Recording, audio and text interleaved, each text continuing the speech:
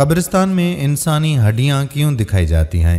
قبر کھلی ہوئی تھی، میں چلتے چلتے رک گیا اور اندر جھانکنے لگا۔ اندر کا منظر انتہائی وحشت ناک تھا۔ کفن کو دیمک چاٹ گئی تھی، گوشت کو کیڑے کھا گئے تھے، جبکہ ہڈیاں آدھی آدھی مٹی میں دفن تھیں۔ میں نے گورکن کی تلاش میں نظر دوڑائی۔ دور بیری کے نیچے چارپائی تھی اور چارپائی پر بوڑھا گورکن حقہ پی رہا تھا۔ میں اس کے پاس چلا گیا اور قبر کی خستہ حالی کا شکوہ کیا۔ اس نے سر ہلایا، اپنی پگڑی کی گرہیں کھولیں، پگڑی دوبارہ باندھی اور کپکپاتی آواز میں بولا کہ جناب، قبر کی سلیں ٹوٹ گئی ہیں۔ ہم مٹی ڈالتے رہتے ہیں، لیکن بارش ہوتی ہے تو قبر دوبارہ کھل جاتی ہے۔ میں نے پوچھا کہ تم قبر پر سلیں کیوں نہیں ڈال دیتے؟ بوڑھے نے حقے کا لمبا کش لیا اور مزدوروں کی عاجزی سے بولا کہ قبر کے لواحقین نہیں ہیں، سلیں مول ملتی ہیں، میں کہاں سے خرید لاؤں گا؟ میں نے پوچھا کہ لواحقین کہاں چلے گئے؟ بوڑھے نے گنوار عورت کی طرح ہوا میں ہاتھ نچایا اور کھوئے ہوئے انداز میں بولا، پتہ نہیں، پچھلے 30 سال سے اس قبر پر کوئی نہیں آیا۔ میں نے پوچھا، اور 30 سال پہلے؟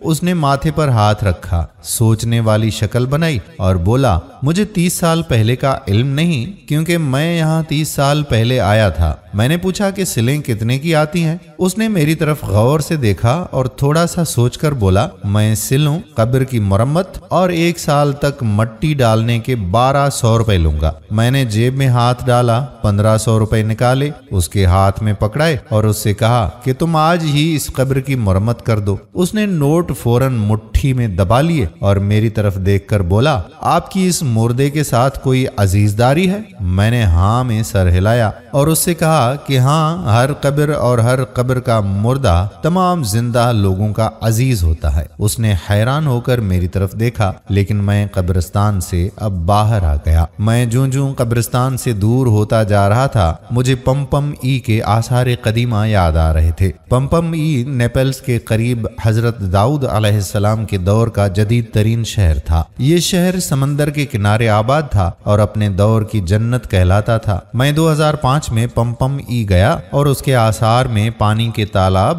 کلب، بیکریاں، سڑکیں، واٹر سپلائی کی اسکیمیں، لائبریری، کمیونٹی سینٹر، ہسپتال، گھوڑے باندھنے کے پارکنگ ایریاز، 2 منزلہ مکان اور مکانوں کے پیچھے چھوٹے چھوٹے لان اور لانوں میں فوارے دیکھ کر حیران رہ گیا۔ پمپم ای شہر کی تمام گلیوں میں گھوڑوں کو پانی پلانے کے لیے چھوٹے چھوٹے پانڈ تھے۔ یہ دنیا کا پہلا شہر تھا جس میں زیبرا کراسنگ شروع ہوئی تھی، جس میں کریم کیک ایجاد ہوا تھا اور جس میں اجتماعی غسل خانوں کے تصور نے جنم لیا تھا۔ یہ میلوں تک پھیلا شہر تھا جس میں ہم جنس پرستی کی اجازت تھی، لیکن پھر 87 عیسوی میں آتش فشاں پھٹا اور یہ پورا شہر لاوے میں دفن ہو گیا۔ میں جب پمپم ای کی سیڑھیاں اتر رہا تھا تو میں سوچ رہا تھا کہ قدرت قدیم تہذیبوں کے آثار کیوں ظاہر کرتی ہے۔ موہنجو دڑو ہو، ہڑپا ہو، ٹیکسیلا ہو، اہرام مصر ہو، ڈیلفی کا مندر ہو، اولمپک سٹی ہو، روم کے قدیم شہر کے آثار ہوں یا پھر الور کے غار ہوں، قدرت ہزاروں لاکھوں برس پرانی بستیاں کیوں ظاہر کر دیتی ہے؟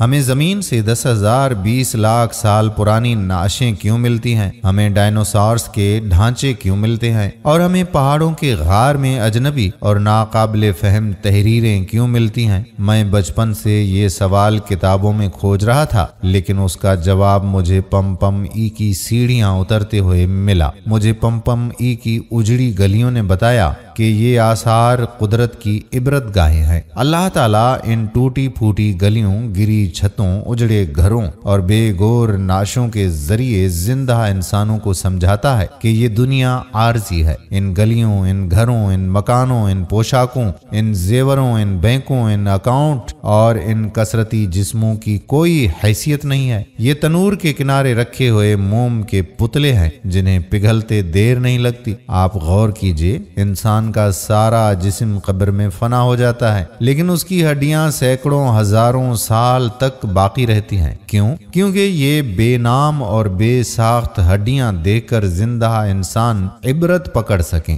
یہ جان سکیں کہ ان پر بھی ایسا وقت آئے گا جب ان کی شناخت، ان کے تمام شناختی نشان، ان کا چہرہ مہرہ، ان کی حرکات و سکنات، ان کا تکبر، ان کا غرور، سب کچھ مٹی لے جائے گی اور باقی صرف ہڈیاں بچ جائیں گی، اور اللہ کی ذات کے علاوہ دنیا کی کوئی طاقت اسے ان ہڈیوں سے شناخت نہیں کر سکے گی۔ قدرت اینٹوں اور گارے کی گلیوں اور انسان کی ہڈیوں کو اس لیے محفوظ رکھتی ہے کہ آنے والے لوگ قدرت سے یہ شکوہ نہ کر سکیں کہ تم نے ہمیں ہدایت کا موقع فراہم نہیں کیا تھا۔ لہٰذا یہ کھنڈر، یہ کھلی ہوئی قبریں آسمانی کتابوں کی علمی تفسیر ہیں، اور ہم ان تفسیروں کا نوٹس لیے بغیر ان کے قریب سے گزر جاتے ہیں۔ میں جوں قبرستان سے دور ہو رہا تھا، میں سوچ رہا تھا کہ اس قبر کا مالک بھی ہزاروں لاکھوں روپے کا مالک ہوتا ہوگا، لیکن آج اس کی ہڈیاں مٹی کی چند مٹھیوں کے لیے دوسروں کی محتاج تھیں۔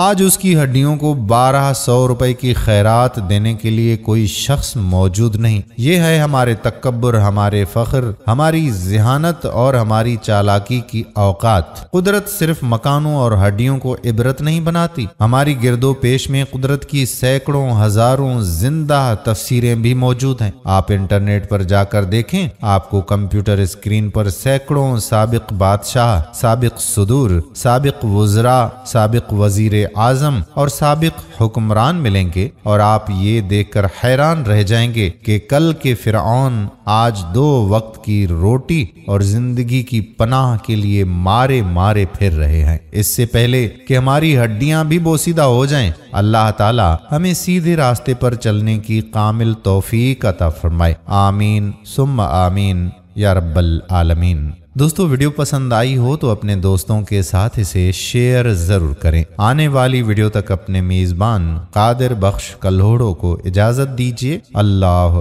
حافظ۔